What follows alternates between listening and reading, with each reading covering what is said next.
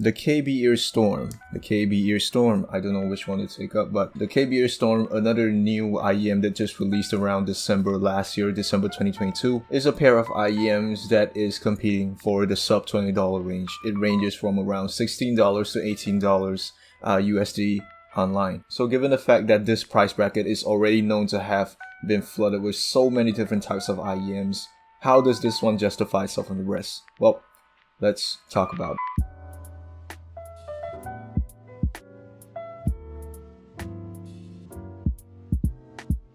A very big thank you for Keep Hi-Fi Vivian. Thank you for sending this to me. But of course, all thoughts and opinions are of my own. They do not influence me in any way to say anything good or bad about the product. Also, one thing, because I might be doing more videos like this, you're gonna see something change. I'm gonna be less naggy, so everything's just gonna be straight to the point.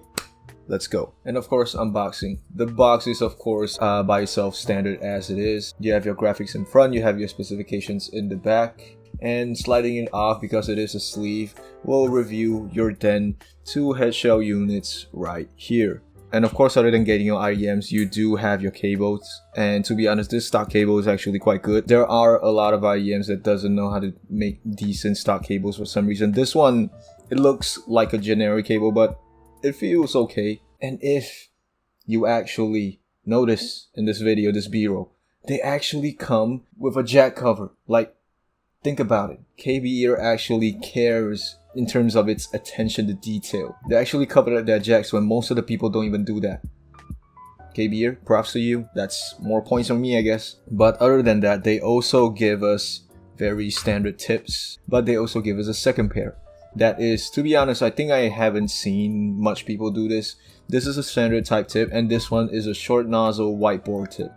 The short nozzle is actually quite useful for me, at least, because I have certain pairs where if the nozzle is a little bit wide, I cannot fit it with standard tips. Having this is actually a plus.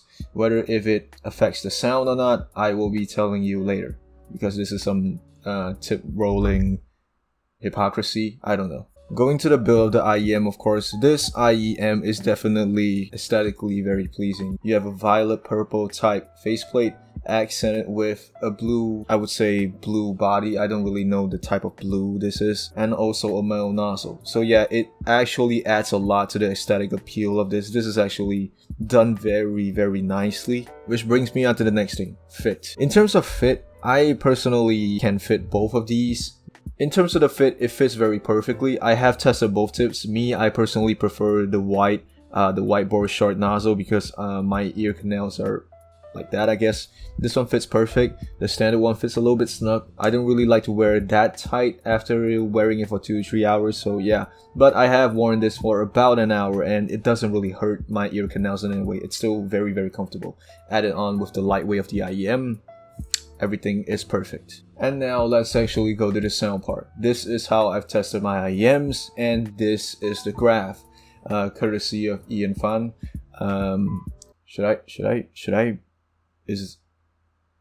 Can he copyright strike me? Generally, the KBEAR Storm is a V-shaped IEM with slight emphasis on the mids to high region, and in very certain cases, you have a very slight warmness to it. But to be honest, the longer that I listen to, the more that I forget about it. The bass is good, even though you see that there's quite an elevation of bass, and especially in the sub area region.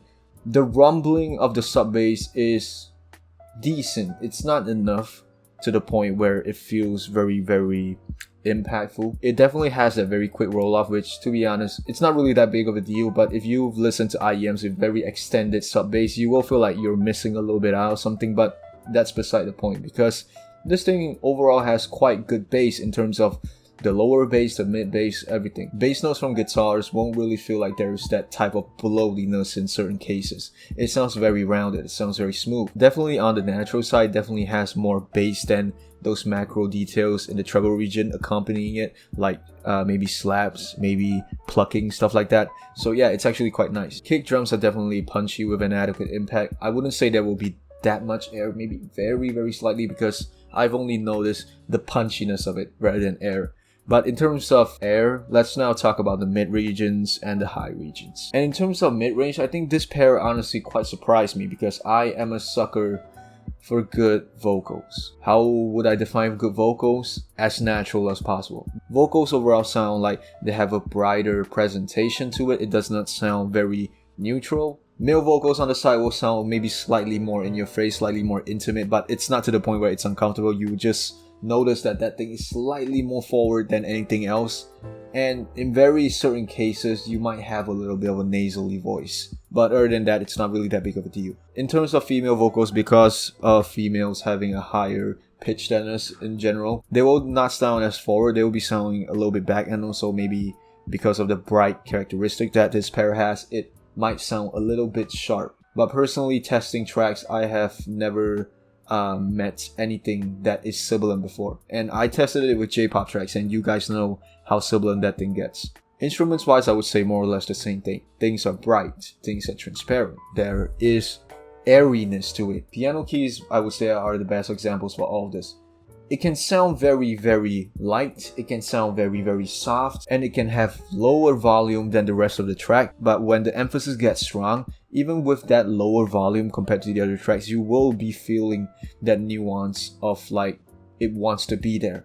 Its emphasis is always there. So having that transparency, having that lightness, that floatiness to it really pairs everything well together in terms of the mids. Choir and vocal ensembles definitely also benefit from this pair as well. Having a decent extension to it, making everything sound like it has a very natural, smooth, floaty decay to it. It really adds up to the whole ambience of the whole track. To be honest, I don't really have that much complaint so far because for this price, everything is very good.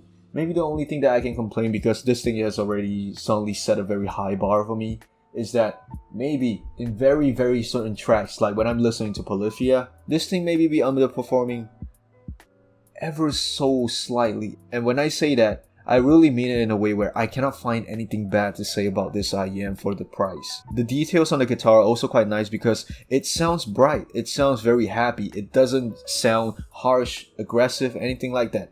It definitely is aggressive on the emphasis, but it does not do it to the point where you feel uncomfortable. You do not feel any sense of sibilance type of uncomfortable to it.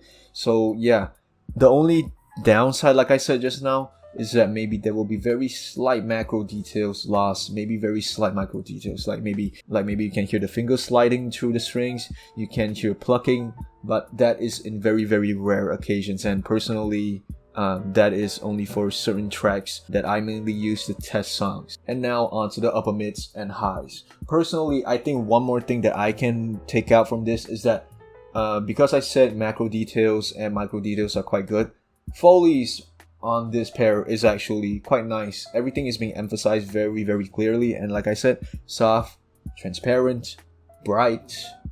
I don't really have anything else to say other than this thing really is worth the money. Can I do this? I should probably do this.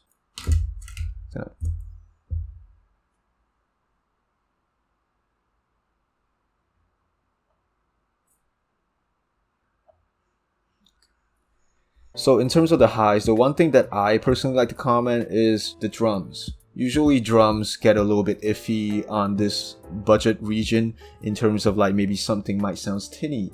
The hi-hats might sound metallic-y, it might sound plasticky, it doesn't really sound that all natural. Cymbal crashes and rides might sound a little bit too harsh, stuff like that. This pair does it quite well. Maybe in this pair it's a little bit special. Hi-hats and cymbal crashes in very certain cases, well, more on the cymbal crashes and ride crashes, will sound darker because after the crash you will have a very weird extension roll off to it where it's not like it has normal treble extension, it goes under. It sounds dark. So in terms of the highs, the one thing that I personally can talk about is definitely drums. Drums on this pair is actually quite nice because, to be honest, if you're talking about things from this range, most drums doesn't really do that well. It's either a hit or miss. Maybe you have hi-hats that sound thin, maybe you have hi-hats that sound tinny, metallic-y, plasticky. We don't know. This thing balances it out very well. Overall, it has a more dark characteristic to it, more the rides and cymbal crashes to it. After the crash, the treble extension roll-off is definitely having a dark characteristic to it. And in terms of the hi-hats, it definitely has that very slight dark characteristic to it compared to other IEMs, and maybe in very certain cases. I've listened to Tyler's discography, and also certain hip-hop tracks. It might be a little bit peaky on certain tracks, but definitely not to the point where it's fatiguing to listen. It's not harsh to listen. It's just emphasis on the whole mood of the track, because definitely if you're listening to Tyler's Who That Boy, stuff is gonna go off. And now let's actually go on to the main part where I think everything is very, very interesting. The technicalities. The first thing that I've noticed for this pair is definitely the detail retrieval of it, because usually if you're finding stuff in this price region, it definitely doesn't really have that much detail to it. This thing has very, very good detail retrieval. On top of that, you also have very good dynamics. And while I was preparing for shooting this, I actually listened to another test album, Tony Anderson's Knew It. All I can say is having this type of detail retrieval with this type of dynamics to it definitely makes this pair very, very pleasing to listen to. The ambience of the whole song, every single element definitely floats around you, makes you feel like you're very immersed into the song. This pair is definitely something special because, again, like I said, not much pairs can do this. Other than that, imaging and sound separation also plays a lot into the technicalities because, of course, you need to have good dynamics, but if everything is clumped together in a single line, it's definitely not good. This thing is good. This thing has good separation and imaging, but in terms of soundstage, maybe this is where it falls off ever so slightly. Maybe this is me nitpicking because, like I said, this thing has given me a very high bar now. It has decent soundstage. Maybe in very certain areas, it might sound a little bit boxy, it might sound a little bit echoey, but other than that, it's fine. It has the width, but sometimes it lacks a little bit of the depth because, like I mentioned, remember when I said male vocals are a little bit more intimate? This thing makes certain things more intimate, and it's not only male vocals. I can't really recall that much, but basically what I'm saying is if you're listening to something and it has a distance, this thing is basically pushing everything closer to you. That's basically it. And I think this pretty much sums up my whole video. And I think this pretty much sums up my quick review on the KBEAR Storms. I do not have anything bad to say about this other than, like I say, maybe I'm nitpicking too much. Maybe I'm talking about the soundstage being a little bit not good. I have no clue, man, because this thing is actually quite a shocker. Every time I review something, I just go into it with the impression of saying that, okay, I'm just gonna review this as it is based on its price. And this thing definitely has surpass its bracket price in terms of its technicalities alone, whether you like it or not. Based on what I've said, due to its taste, it is a V-shaped IEM but with very slight emphasis on mids and highs, so definitely you will be listening to more brighter tones than usual. It definitely doesn't have that much of a recessed mids compared to usual V-shaped IEMs. So yeah, that's basically it. Thank you for watching, and I'll see you guys in the next video.